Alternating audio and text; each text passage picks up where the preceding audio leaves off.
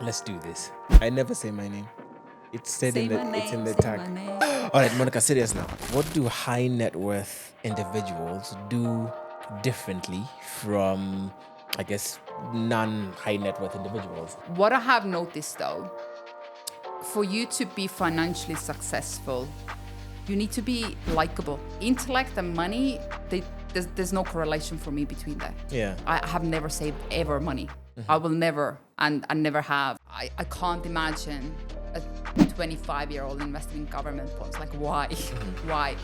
When you're still young, below your 40s and 50s even, I mean, Jesus, just take some risks. You can't risk when you're 50. When they speak about follow your passion, I think it's pure garbage. Jesus, do that for a hobby. Don't do it for a profession. Just don't take advice from people who haven't achieved it yet. Yeah. Especially social media millionaires, yeah? Oh, Jesus. I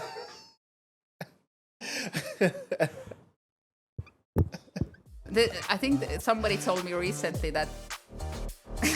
Anyway, I'm not going to say that. He's finished. No. Hey guys, welcome back to Financially Incorrect. Technically, this is the first episode that I'm shooting in 2025. So happy New Year. I thought it was 2026, but then I sort of was lost there. But happy New Year. I hope you guys had a fantastic holiday. I hope you didn't spend all of your money. I hope January has not been a struggle for each and every one of you. So we're kicking off our 2025 episode with someone from Equiti Group for the first time, which is a holding company for FXPesa, which, as you know, proudly sponsors this podcast. And so we have with us Moonika Jurgenfeld from Equiti Group, who is the... I've forgotten again. So I'm just going to say Chief Revenue Officer from Kenya, but the Commercial Director of Equiti Group. Yeah, I got it. I got it right eventually. You got it. Welcome to Financially Incorrect. Thank you. This podcast has been like, technically speaking, when we were ideating this podcast, you were supposed to be a co-host. Do you remember? Oh my God, I remember that now, by the way. Yeah. That didn't work for me. Yeah, it's been like 2 years. Anyway, so welcome. Are you ready to give your money story? You look a little nervous. No, I'm not. It's just funny because all these podcast episodes have actually been happening in my office. Yes, that's true. This is the wall. The wall in your office. Everybody who comes is always like, this studio seems so much bigger than actually. Right? It's not a studio, actually. It's just an office that was very innovatively converted. But it's worked, I mean. But I was the only person in FXPesa who decided to give you like half of my office for you to do your podcast. 90, we're like 90 what episodes now? 93 wow. episodes now. So thank you for the office. You're welcome, Barack. Yeah. So what's your New Year's resolution, if you have any so far? We spoke about it. It's to sleep 8 hours a night. Is that the only one? I think if you give yourself way too many resolutions, you end up kind of losing all of it. I want to start with 8 hours. That's for the first quarter. I have another. You'll adjust it. I'll set another one for the second quarter. So I set like 4 resolutions per year, and each quarter has each resolution. Yeah. So once you're done with 8 hours, in the second quarter, do you now do like 7 or 6 or 5? Oh no. Or do you keep like is it like compound interest where you add on to the next resolution and you keep going? Okay. Compound. Second quarter is to learn how to cook. Learn how to cook. Yeah. You don't know how to cook. How did you live on your own? I do know how to cook the basics, but once you graduate from cooking yourself, Barack, right? You should know what I'm speaking about. To cooking for a family, it's a little bit different. So somebody can actually say like, "Mom, that's garbage." Right. So that's quarter 2. Quarter 3 and 4. Let's not get ahead You're not of there ourselves. yet. Okay. What do you think the ideal sleep time for you is? 8 hours. But you've lived, however many years you've lived now, you've not slept 8 hours a night, so it can't be ideal, can it? Exactly. You see the wrinkles are starting to pop up, and you don't feel in the morning as energized as you used to. So I think when you get older, you do need to adjust your sleeping schedule. Yeah. Right, Barack? I mean, I sleep like 6 or 7, so I think it works. Maybe as I get older, it won't, and then we'll see what happens then. What do you hate about New Year resolutions, or what do you hate about the New Year? What I hate about New Year's, I think definitely it's. I think a lot of people take a lot of new ideas and new resolutions that they want to change. I understand. New Year kind of gives you the opportunity. It's a new slate. Let me start from scratch. But to be very honest, it really doesn't matter when you take your resolution. It doesn't have to be a new year. It's just you need that discipline. And I think a lot of people are lacking that discipline. I mean, I know you have been great in terms of, I don't know, going to gym every day or making sure you get your 8 hours sleep or drinking enough water. But let's be honest, you don't need it to be a new year. You just need to develop discipline, which I think 99.9% of us are still lacking. Do you think it makes more sense to have a New Year resolution on your birthday or on the turn of the calendar? I like that, actually. Birthday makes sense. I'll try it next year. Okay, I'm born in February, so last year I actually decided I wasn't going to do anything like New Year's resolutions. I'm going to do it based on my 32nd year and what I wanted to have done by the time I turned 33, which I think has been. I think you need to sleep more, Barack. You look Yeah. older than 32. I think I look older because I am getting older. But anyway, which I found really interesting, and I thought I felt like logically it made more sense. Yeah. Than basing It's it your off of new January. year, not everyone's yeah, new year. like my new year, and I have a love and hate relationship with Christmas, New Year, Yeah. sort of turnover where. Technically speaking, like between that Friday, like this year it was on what is it, a Friday? Whatever day it was, whether it's a Monday, but it's like Monday into Tuesday, and then it's Yeah. like here we are, let's Yeah. like let's continue. So sometimes I struggle with a fuss about it. Anyway, let's get into your story. How did you, or why did you get into money? Because ultimately you are in a career that's dealing with money and making money and losing money and all those things. So how and why did you get into money? That's a really good question. Do you know what? I think as far as I can remember, since I was probably quite small, I have always been in a way fascinated by money. Not per se making money, but understanding how money moves. I think these are two very different things. And I think when I was growing up, I did get quite a lot of interesting guidance from my parents regarding business, money, success, ambition, all of that. So I think that gave me a really good boost. And how I ended up in financial markets, I'll be very honest, it was just a coincidence. It was a coincidence. It wasn't my goal. It definitely wasn't my goal. My goal was to become an architect. I just ended up there. I was just good with numbers, and I ended up there, and I ended up loving it absolutely. Okay. What do you think is the best thing about working with money or working in money? For me, the most valuable thing has been that you get to meet a lot of different people. Definitely most valuable ones that can probably benefit me personally the most is, especially when I was younger, is meeting very successful people, meeting, when I was working back still in Dubai, I was working with a lot of millionaires, I was working with high net worth individuals, and just being in contact with these people, it actually gives you a platform where you can learn a lot from them. And that probably has been very, very valuable in my personal development as well, money-wise, yeah. In your experience, what do high net worth individuals do differently from, I guess, non-high net worth individuals? Low net worth A politically individuals. correct way of saying that. And I'm saying this based off of, so for example, I believe in Michelle Obama's book, she says, when her husband became the president and, she was now involved with, I guess, what people were saying were the smartest people in the room, she realized they're really not that smart. No. They're just as smart as every other Joe. They just happen to be in certain positions. So, I mean, with your experience, what fundamentally do high net worth individuals do differently, if anything at all? I'll answer that in two parts. It's very correct what Michelle said, and I had the same realization. As a matter of fact, and since I've lived in Kenya as well, I realized, like, in Kenya, people are very, very obsessed with education and the brown envelopes, how important that is here. As a matter of fact, majority of self-made multimillionaires that I have met in my life, they are not intelligent at all. They're not as intelligent as any other person that I met in Kenya or anywhere else in the world. What I have noticed, though, for you to be financially successful, you need to be likable.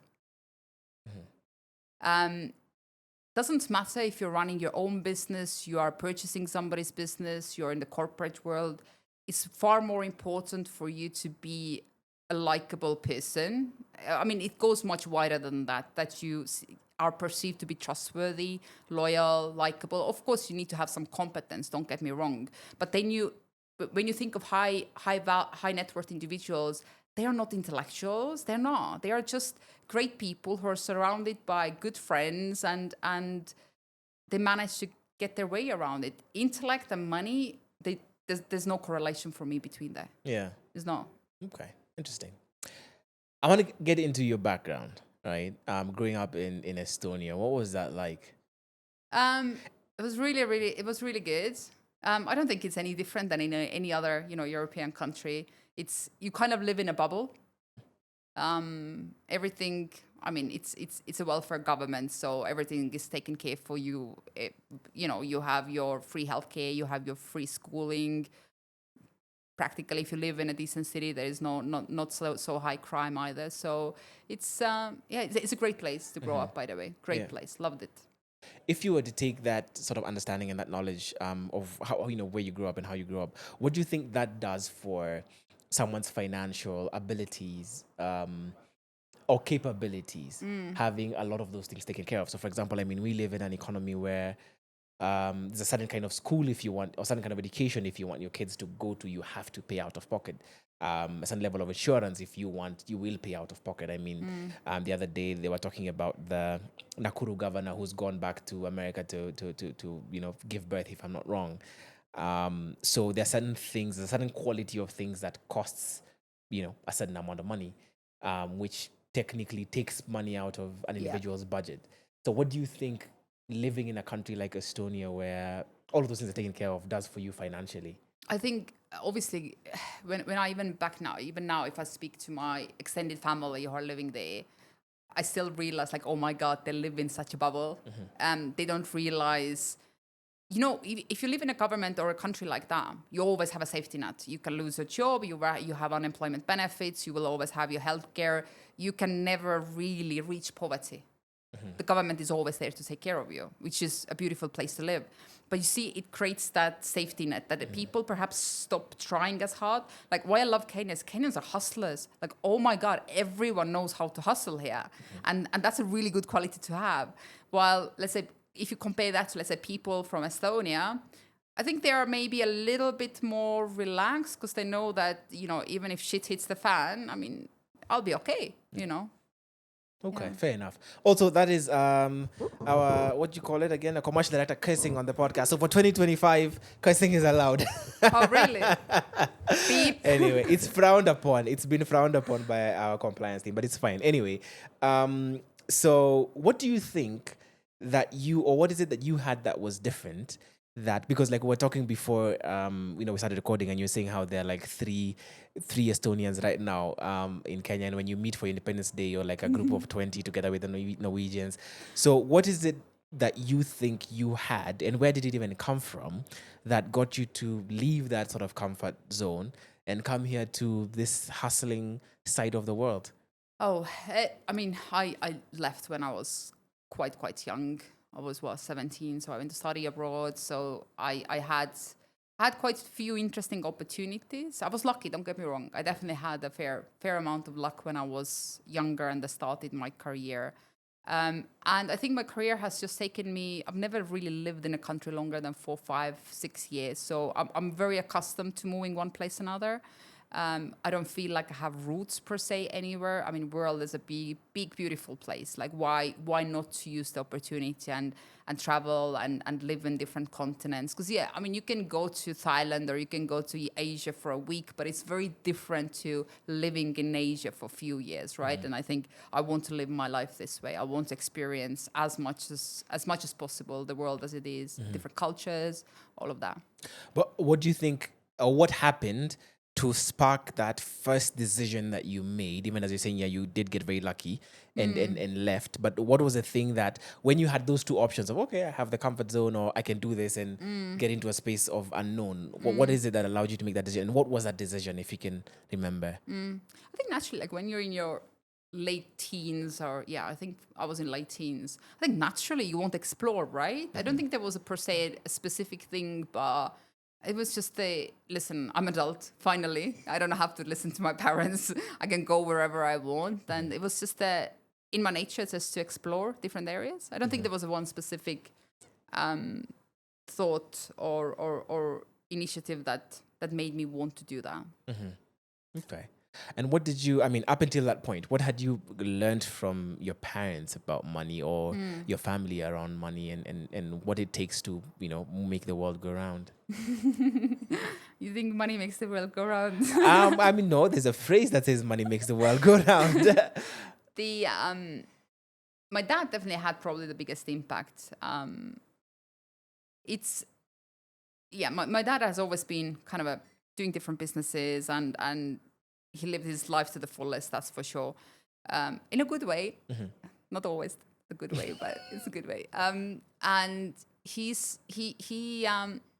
always told me a few stories. Like I remember when I was very young. I was probably 7, 8 years old, and my mom had bought me a piggy bank. Do you know like the pink ones where you put the pennies and coins inside? Yeah. And my dad actually took it away from me. My mom and dad had very different upbringing. So their money mentality was very different to each other. Very, very different. And I remember my first money lesson actually from my dad was that, Moonika, like, you need to understand that you need to spend money. Actually, the world economy depends on you spending the money. Effectively, what comes in needs to go out, because if everyone was just saving their money, the world economy would collapse. I'll be very honest. Since then, I mean, not even before that, I have never saved ever money. I will never, and never have. Just qualify what saving means here. For you to think that, okay, you have some income coming in and just like, okay, I'm not going to touch this money. I'm going to put it aside. I'm going to save it for something. That thought has never crossed my mind. Ever? Ever. From that 8-year-old lesson? Ever. Okay. I think what's kind of, when I had a lot of discussions about success and how I want my life to be like when I grow older, when I had them with my dad, it was like, Moonika, you need to understand that there is so much in the world, but you can't become unstoppable from cutting your expenses.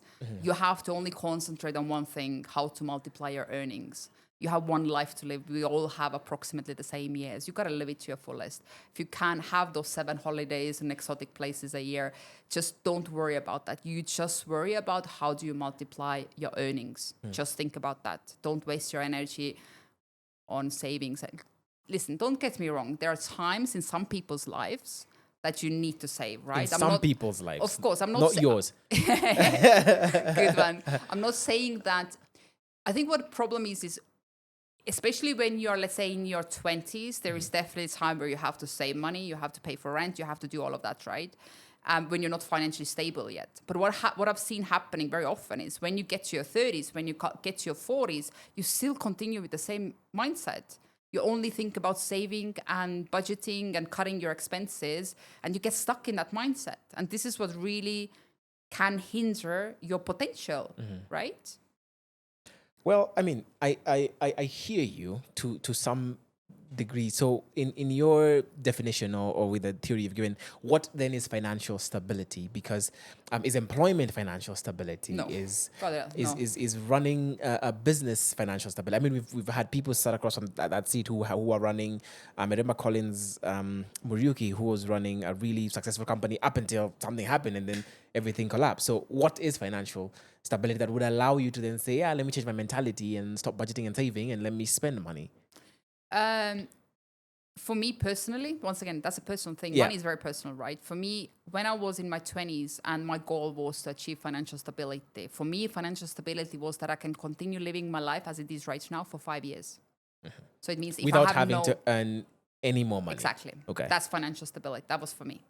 But that technically means you've put aside, whether it's money or assets or whatever the case is, to have you stable for 5 years. But you see, the difference is like when you're saving, Yeah.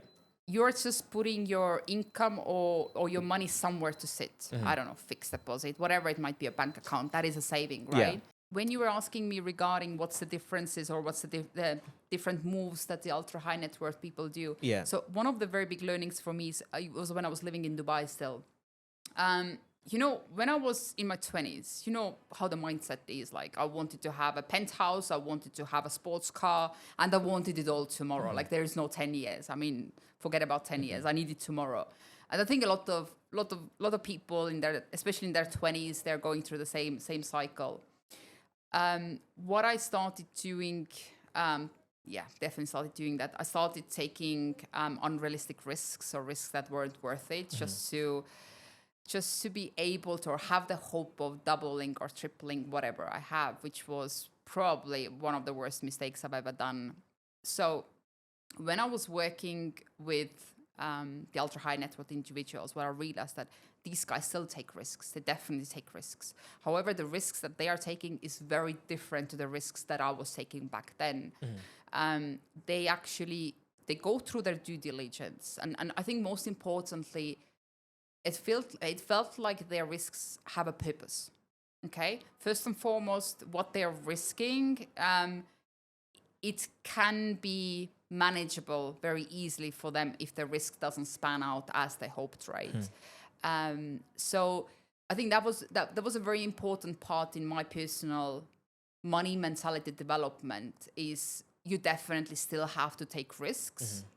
However, the risks you're taking need to be calculated, purposeful. You gotta do your due diligence. You gotta speak to people who know about the matter. Whatever you're risking is a business, is something else, right? And I was just recently speaking to a person in Kenya, and we were just speaking about the same matter about risks. And what I've always noticed in Kenya is, like, you have the people who are per se not in a position that they can risk. They're risking everything. I mean, look at FXPesa and the likes, right? They live off from these people. Right.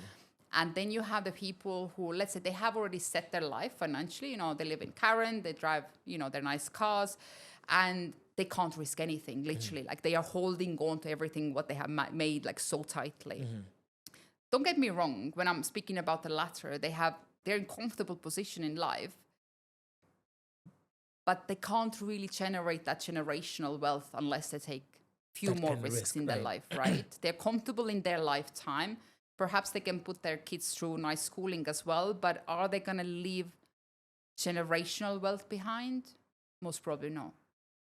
Do you think, as someone who's working in the financial sector, albeit sort of, at arm's length, that it would be prudent to move someone from a low risk appetite to a higher risk appetite to be able to attain generational wealth? And I guess what I'm wondering is, because I'm a very low risk person, like naturally I'm very low risk, but I'm wondering, like, if you're telling me, okay, to achieve generational wealth, and of course I would want to achieve that, you in one way or another, you just have to at some point have a bigger risk appetite. Because I mean, you think about someone like Elon Musk, who made money off of, what was it they sold? Was it PayPal? And then invested all of it and went back and lived on someone's couch. I was looking at, I think this week, it was some post on LinkedIn that was talking about richest African individuals, and I think there's a list of top 30, I think, and there was no Kenyan in there. And so anyway, I'm just thinking about it and being like, do you think that financial institutions should then, because they ask you that, so they give you that questionnaire where you fill in and you're like, oh yeah, low risk appetite, okay, money market fund, but I've never had a conversation with any of my, what are they called, the financial advisors, to be like, hey, this is great, this is awesome, but if you really want to make, like, real money, we need to work towards moving you to a higher risk appetite. It's a really good question. I'm not going to answer it directly. I'm going to answer it a little bit indirectly. Since, I mean, we have in FXPesa a really big team, right? And what's the average age here? Probably 25, 27. And I had a reality call probably 3 years ago, when one of our employees said that she's very proud that she has invested in government bonds. That was a reality. I mean, what would you think? Would you say that that's well done? I mean, yeah, I would. Yeah. I can't imagine a 25-year-old investing in government bonds. Like, why?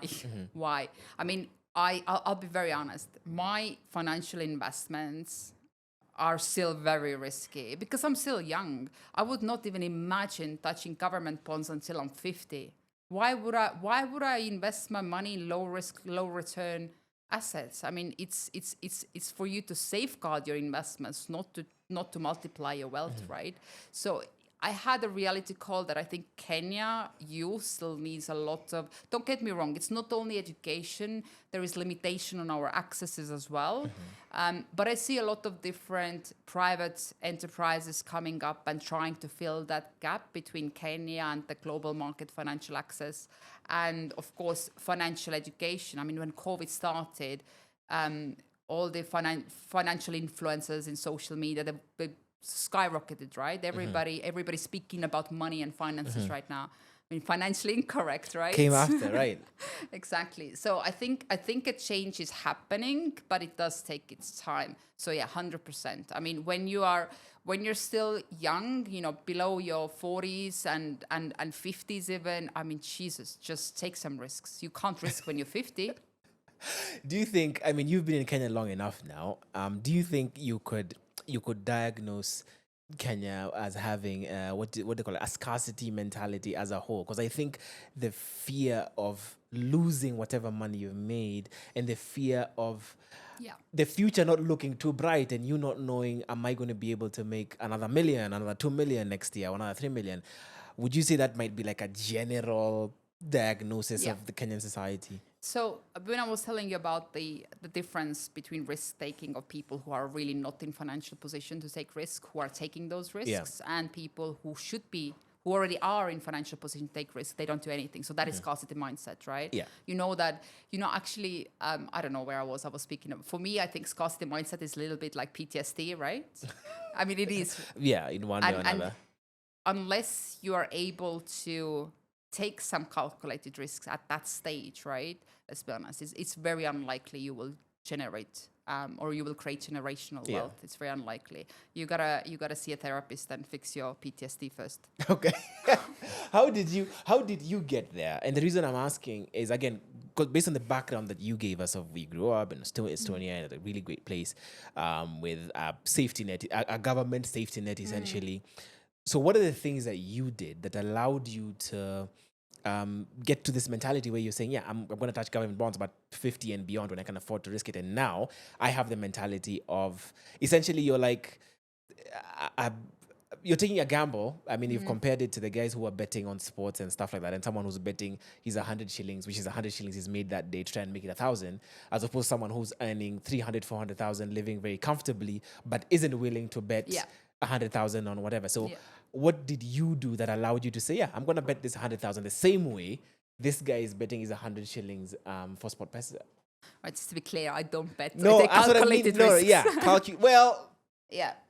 I think just as listen, you got to do your mistakes. We learn from our mistakes. You got to go through the hard. Doesn't matter if I say it, if you say it, you got to learn through your mistakes. But you also need to analyze your mistakes and you got to learn from them. I did a lot of mistakes, Barack. Like, oh my God, I did a lot of mistakes. And when I said that since I was very small, I've been very fascinated about money moves. So when something didn't work out for me, I actually analyzed and give us an example that you can share. My first biggest money mistake. So when I was in my first employment, wow. You know how your parents, like my mom was telling me, it's like, Moonika, you're paying what I think it was 600 euros. That was my rent back then. You know how you're paying 600 euros a month for rent? Like literally you would pay 600 euros towards your mortgage. Listen, you're fairly young. You have a great job. Why don't you take a mortgage and pay that 600 euros towards your mortgage instead? So I was very young. Listen, new to the financial markets. I didn't know really much of anything. And I was like, okay, well, my mom gave me that advice. So that's what I did. That was when I bought my first apartment. Worst mistake I ever did. Worst mistake. I guess I didn't know that when you borrow, 100,000, you pay back 200,000. It's not about that 600 euros a month. It's about the total long amount term, that you pay. And my first very important lesson then was you should always consider the advice that others give you, especially the older generation, especially your parents. Parents always tell you what to do, but it's important to know that what worked in their era is most likely not going to work in our era. Times have changed. Living expenses have changed completely. So you need to be very, very, very skeptical about who you take advice from. And what I've noticed in Kenyans give a lot of advice. Yeah. Why do you consider that a mistake? For many people, and I'm sure many people who will still watch this will be like, why is that a mistake? I never made any money out of that. Until now, I haven't gotten into net. Like, when I'm saying is, you see, I never. When you want to build your real estate portfolio, for example, right? What is very important is your returns per year, right? And if you're taking a mortgage, it's so difficult to get to net positive on it. It takes so many years. Obviously, I mean, Airbnb came. It kind of has it kind of backed down by now, right? So that really doesn't work. So it's currently the only real estate in my portfolio that is not making me any money. To this date. To this date. Okay, so I mean, so for you, it's a mistake in comparison to other things you potentially could have done with that money that would have allowed you to make when you more have a real estate, it needs to generate income for you. For me, any real estate, any investment that doesn't generate income is pointless. It has to generate income for you. Yeah. Okay, but is there a point where you think there's a price that it's worth paying that price to be able to have a place that you can call home? No, I don't believe in that. No, it's just, I think especially as I've grown older, I don't think, but once again, it's very personal, right? Yeah. Like I'm the person, like I can pick up You my make things. financial decisions. Yeah. I don't think a house is going to make it a home. I can live anywhere. I can make that place a home. It's not per se the physical entity itself, right? Okay. All right. So I guess we sort of like in one or another like covered those sort of early years. So when you start making money, what are the things that you begin to pay attention to? Where do you begin to put your money? I mean, obviously, I'm from a financial sector, so I don't go. There's few industries that I do like, but I would mainly say I stick to financial markets. I mean, this is by the end of the day where I've grown up. I know that the best, right? I think it's important that I was exposed to financial markets at a very early age, and I was mentored by right people. I understood the importance of compound investment. I mean, I started to manage my own pension when I was 24 years old, and I have managed to outperform my asset manager every single year since then. So it's not a rocket science. What do you mean by manage your own? I mean, you could like break that down to like layman terms. Manage your own obviously pension. in Kenya it works a little bit differently. Yeah. I don't think I don't know how in Kenya you can do that. The regulations here are a little bit differently. But I have when I'm setting up my pension fund, I can actually take it out at any time, and I can actually have it actively managed by myself. Like for example, there are banks that offer the platform. You can get access to absolutely every stock exchange in the world. You can manage it yourself. And year by year, I've learned how to apply a conservative strategy on my pension fund and set up a few other funds where I can perhaps take more risks based on my age right now. And I managed to balance it very well in financial markets so far. Yeah. But once again, listen, in Kenyan context, I don't invest in Kenyan financial markets. Yeah. Not yet, at least. Not yet. Okay. And maybe you can give us an example or I guess one of the biggest money returns that you had, one of the biggest risks you took and money you got back.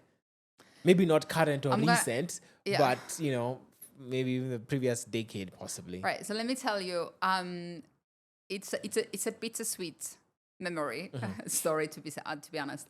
I first bought Bitcoin when it cost $31.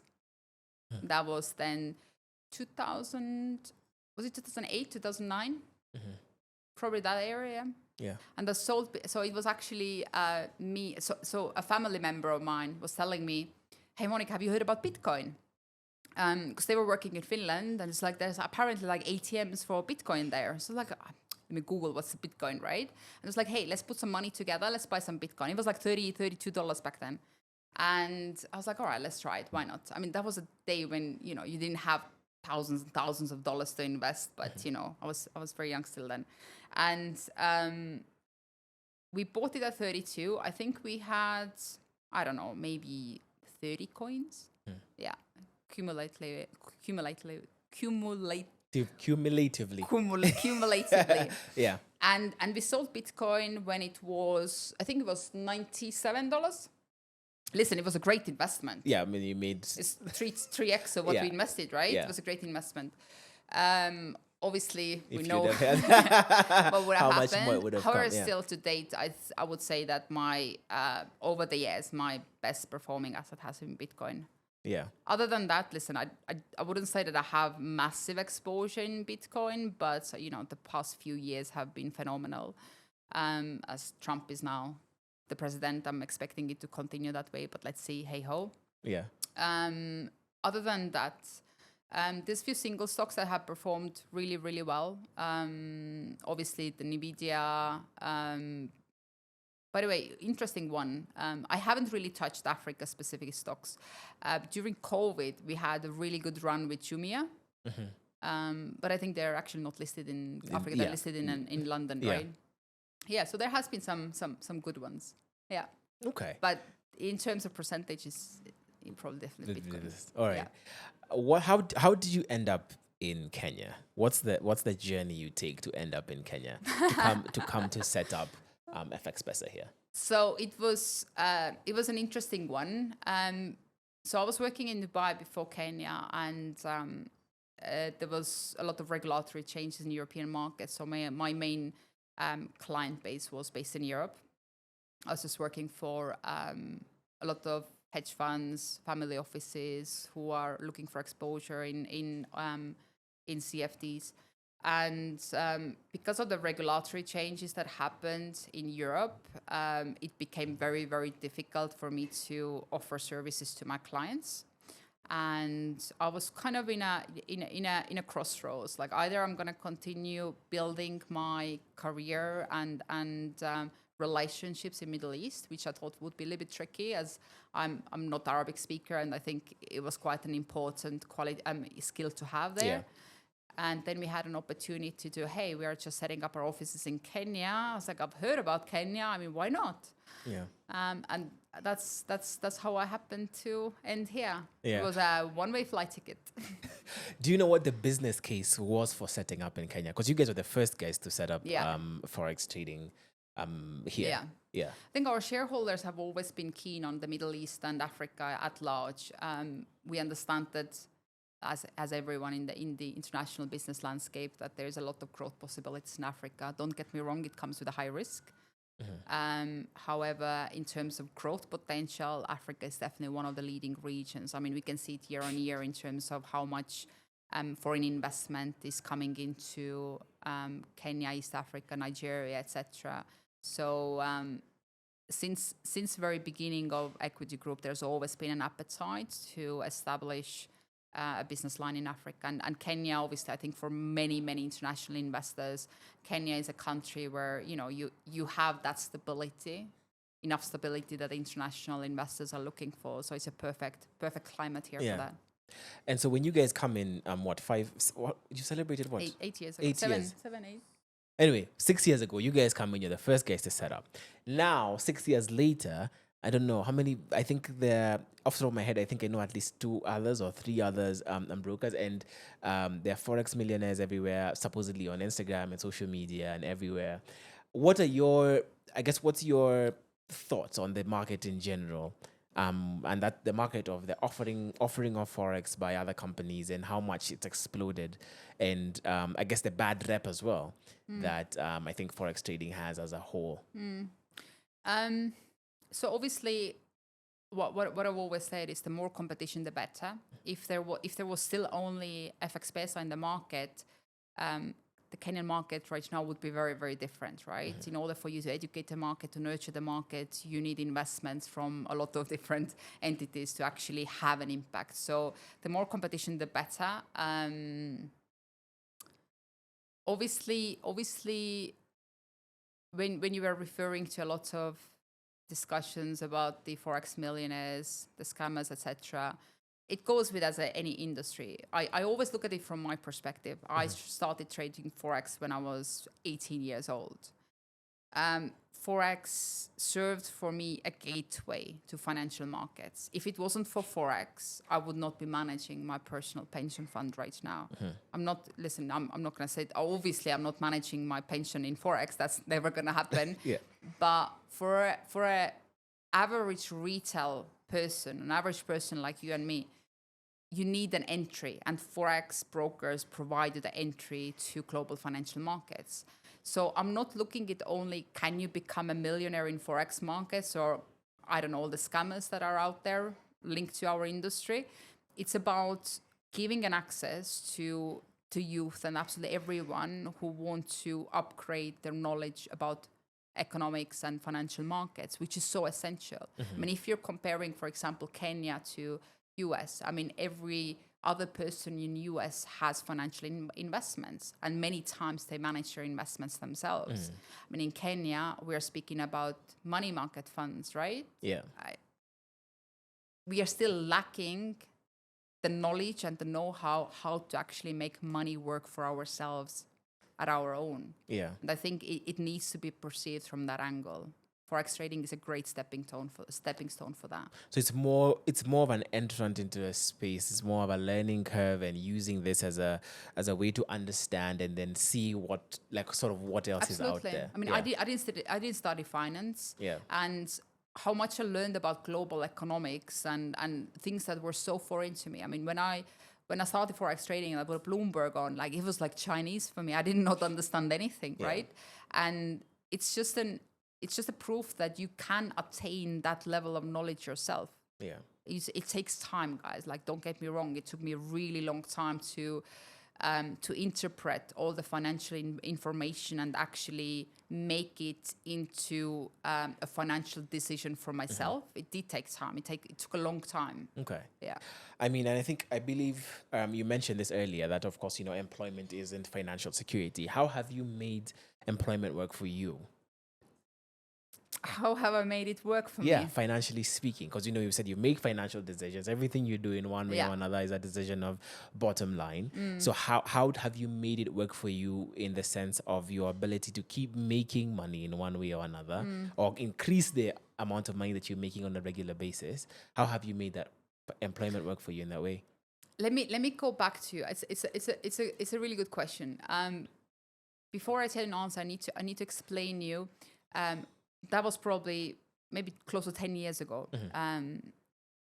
When I was in a position where everybody was speaking about multiple sources of income, and they still do, don't get me wrong.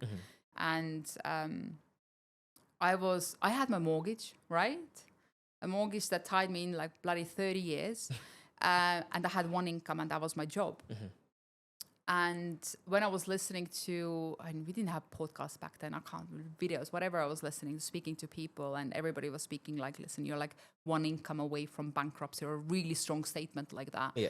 That used to really stress me, because I was like, oh my God, thanks to my mom, I have now mortgage, right? that I need to be responsible for. And that was my first time when I actually started to try setting up different businesses. So I had my full-time job and just trying to juggle across many different things.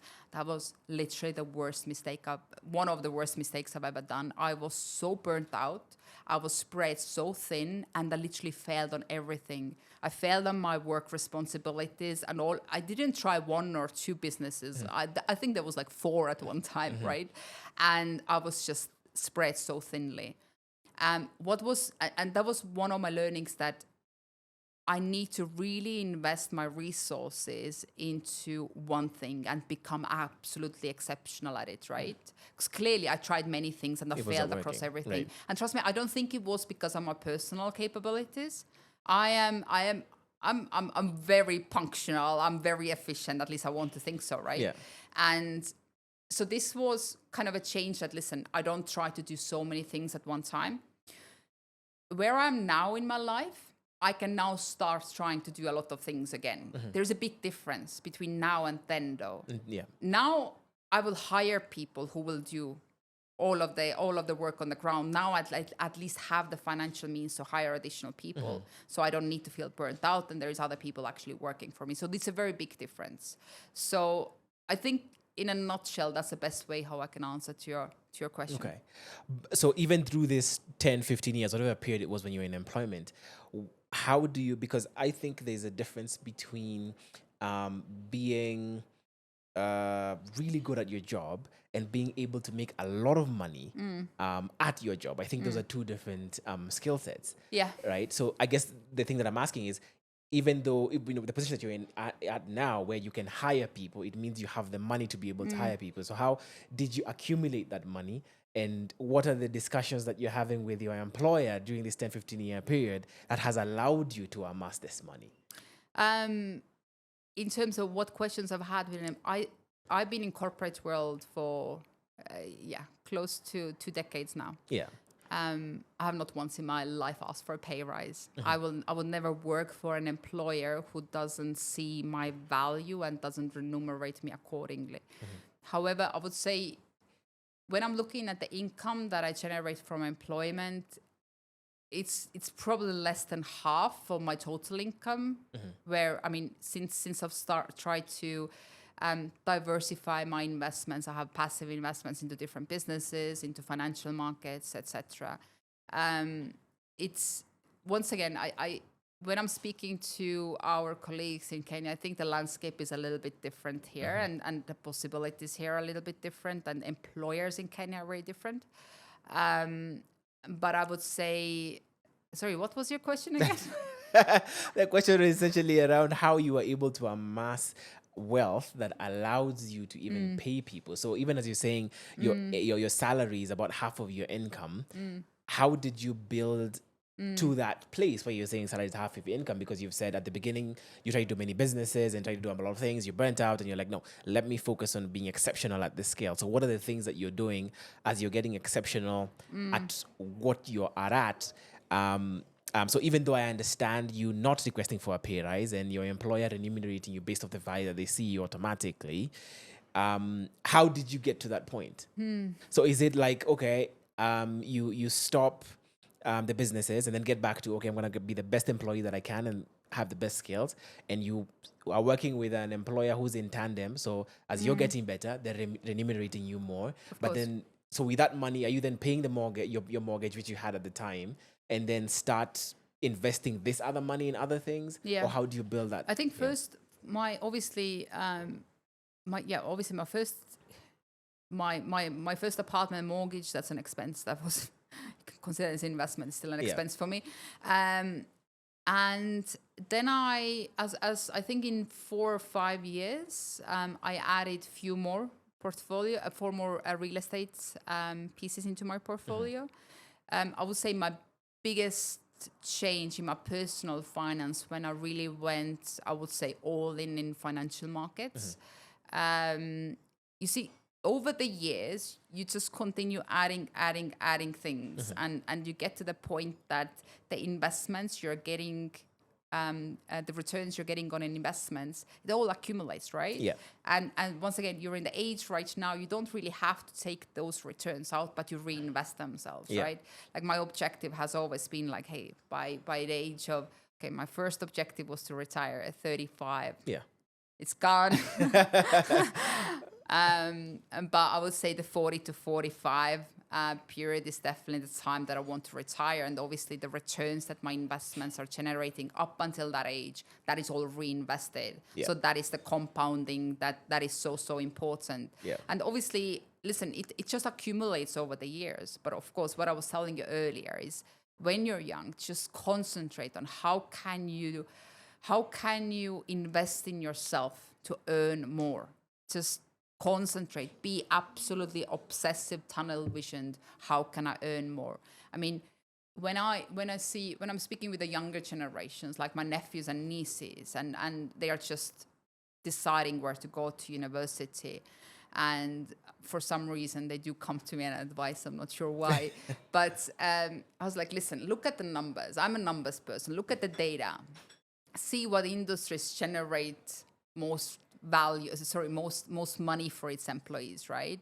I mean, do you really want to go and study engineering? I mean, is that really where you can generate a lot of money? Not too sure, right? Just follow the data.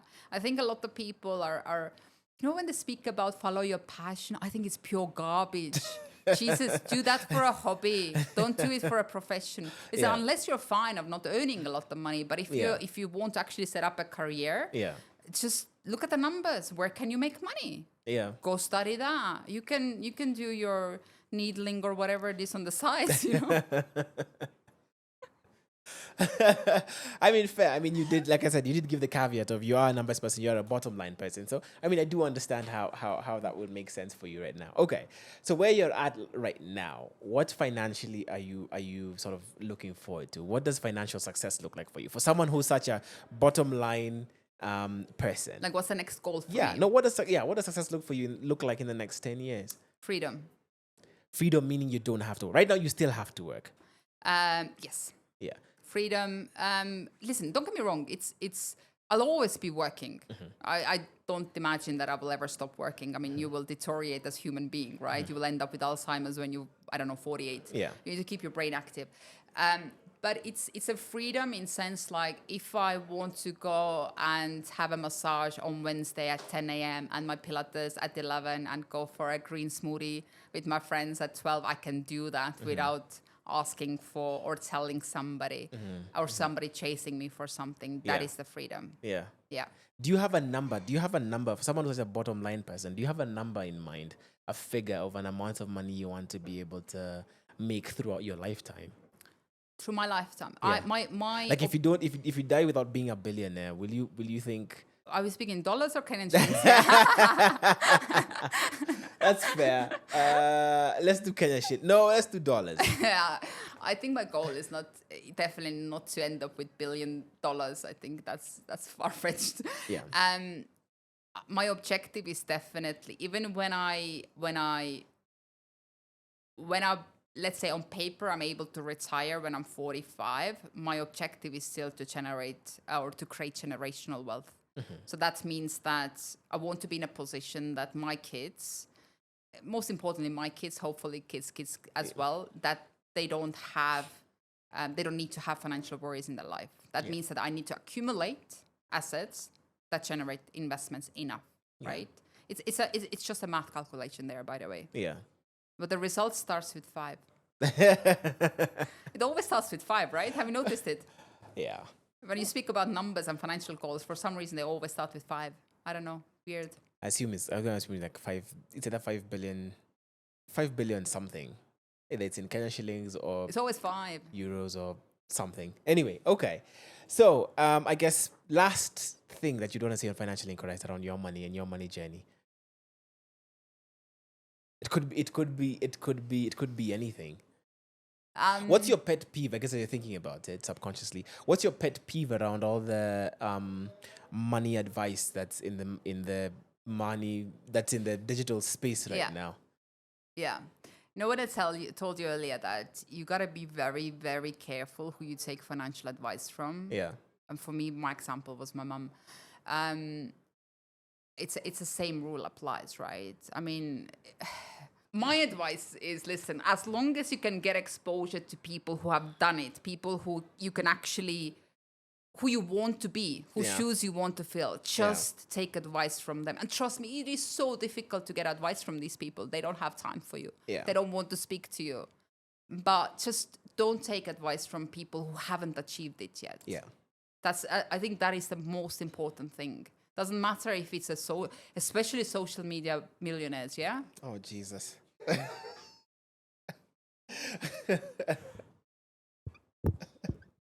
think somebody told me recently that... Anyway, I'm not going to say. Please finish. No. I'll shut up. Yeah, I think a lot of really important points or incidents that have happened in my personal life that has made me, I would say, secure in my personal finance. I've discussed throughout the podcast, but just to probably recap or some of the important ones what I mentioned. Be very, very careful who you take advice from. I strongly advise to take advice only for your dollar millionaires and above. Everyone else is still dreaming or thinking about it. Just invest in yourself before you start investing into something else. Make sure you invest in yourself. Concentrate on earning more, not saving more. Concentrate on earning more, not saving more. And just, live your life, right? We're all gonna end up in the same place. It just don't concentrate on taking away beautiful holidays or memories in life. Just splurge when you want to live your life. Don't cut from there. Yeah. Okay. That's some good advice, and I think all through the podcast has come out. It was really interesting to have you on this this first episode of 2025. Thanks for coming on Financially Incorrect, and thank you for giving us your office. Yeah, thank you for giving us your office. This has been the first episode of Financially Incorrect of 2025. We have big plans for this year, so please look out. There's an announcement that's going to come out in the next, I believe, 2 weeks or so. So please look out for that. We have some really, really good plans. We want to meet you guys and have a whole thing. It's going to be fun. And we'll see you guys next Friday on the next episode. Peace out. Yeah.